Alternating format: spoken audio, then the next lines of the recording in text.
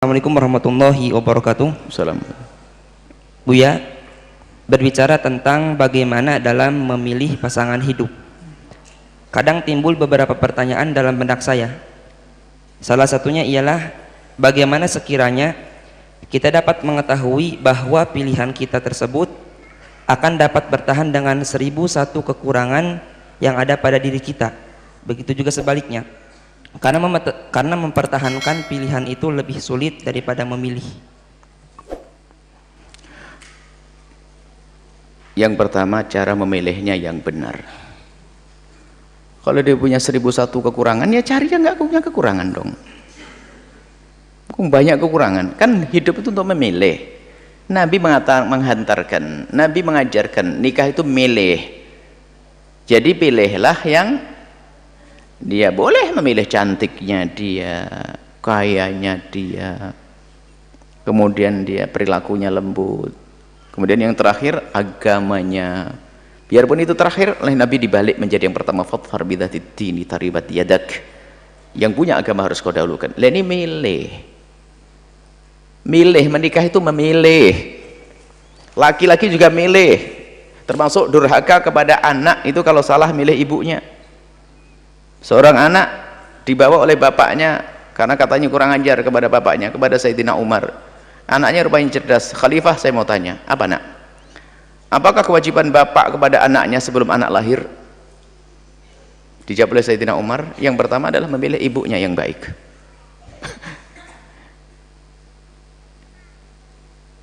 Bapak saya tidak pernah memilihkan ibu yang baik untuk saya. Asal perempuan dinikahi. Yang kedua adalah mengajarkan Al-Quran. Yang ketiga beri nama yang baik. Namaku pun pahit namanya, nama pahit, nama tidak baik. Jadi memilih itu penting. Nah, kalau sudah memilih, yang repot itu tidak memilih, terlanjur cinta. Kalau sudah terlanjur cinta, gula Jawa rasa coklat. Ya orang bahlul, gula Jawa rasa coklat. Gula Jawa ya gula Jawa.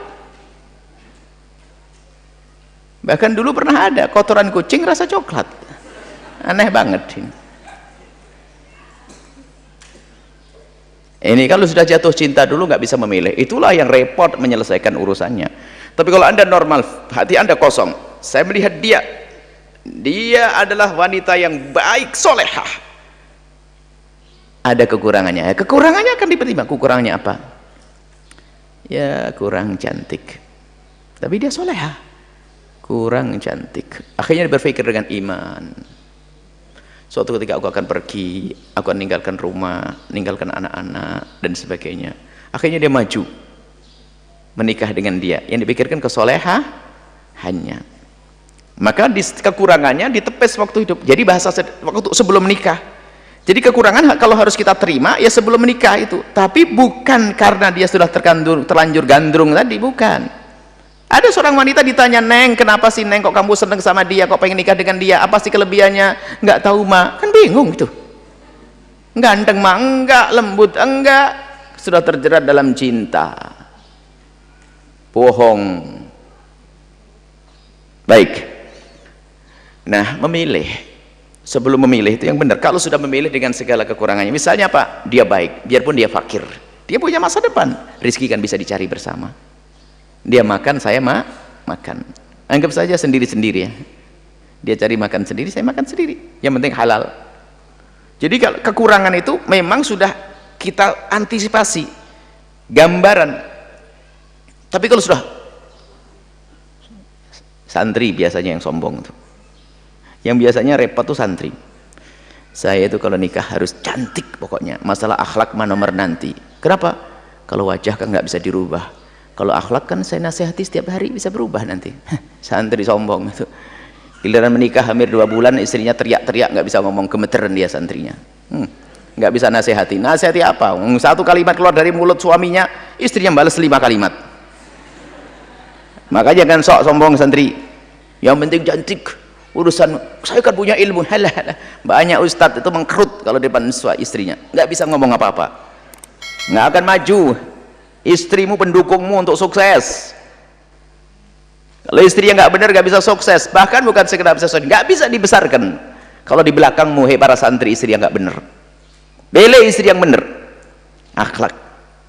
bisa mendukung perjuanganmu. Sama, hei ada anakku, anak gadis yang solehah, suamimu adalah imammu. Kalau kau salah pilih, kau akan ikut imam yang salah. Milih, jangan hanya terlanjur seneng. Nah, kalau sudah memilih, segala kekurangannya sudah dikira-kira kekurangannya kayak apa sih.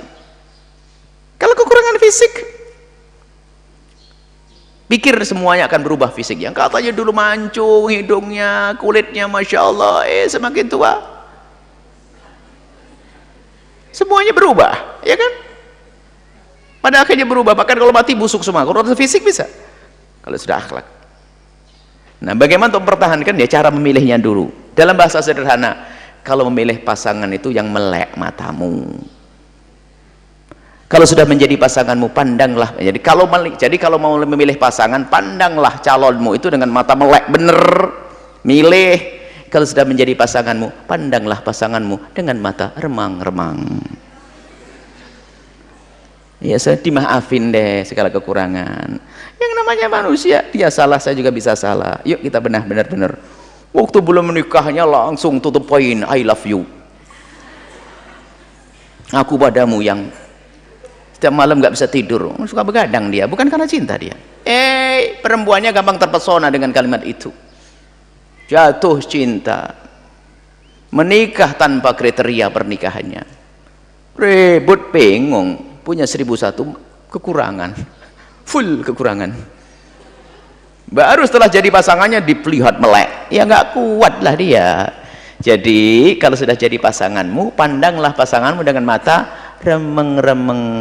Maafin dia, ya Allah, ya kurang ini, ya Allah rambutnya. Kamu yang nyisiri nanti, banyak kutunya, belikan obat kutu, gitu saja. Jangan dulunya kamunya asal pilih, baru kalau sudah jadi milikmu ada tanggung jawab di hadapan Allah. Kurangi. Baik, itu saja ya, kami menghimbau kepada cara memilih yang benar. Banyak orang yang punya bakat ilmu, seorang laki-laki, tapi di belakangnya istri yang tidak mendukung, nggak bisa dibesarkan, repot, nggak bisa dibesarkan. Apa karena wataknya, hasabnya tidak baik, mudah ini, sehingga bikin malu ustadznya, bisa jadi. Atau pokoknya nggak mendukung, nggak bisa berjaya. Atau sebaliknya, seorang wanita yang hebat, dia cerdas waktu nyantri, luar biasa, mungkin guru yang memperkirakan dia akan menjadi ustadzah yang Masya Allah bermanfaat. Salah pilih pasangan, hilang. Ngerti nak? Makanya manut, nanti tak carikan pasangan, manut, carikan yang bener. Malah carikan pasangan, cari di luar sana, tidak karu-karuan. Orang luar kalau masuk dalam wilayah nanti, kemuliaan dulu bang, baru jadi pasanganmu. Apakah orang luar gak ada yang baik? Banyak yang baik, tapi harus kenal dulu dong, kita tahu keadaannya seperti apa. Sudah ya, insya Allah. Jadi pandanglah, yang bertanya, pandanglah pasanganmu dengan mata remeng-remeng, nanti bisa abadi hidupmu. Jangan selalu mencari-cari kesalahannya. Kalau kamu mencari kesalahannya, pasti bersalah, ada kesalahannya. Karena kamu menikah dengan manusia, bukan malaikat. Kalau kamu, semuanya yang mau menikah, jika kamu ingin menikah dengan orang yang tidak pernah punya kekurangan dan tidak pernah punya kesalahan, sampai mati kau tidak akan menikah. Selesai. Tinggal bagaimana kekurangan itu, yuk kita sempurnakan. Kekurangan pasanganku, yang menyempurnakan adalah aku. Nah, itulah, hidupkan saling melengkapi. Kekuranganku dilengkapi oleh pasanganku, sempurna. Wallahu a'lam bishawab.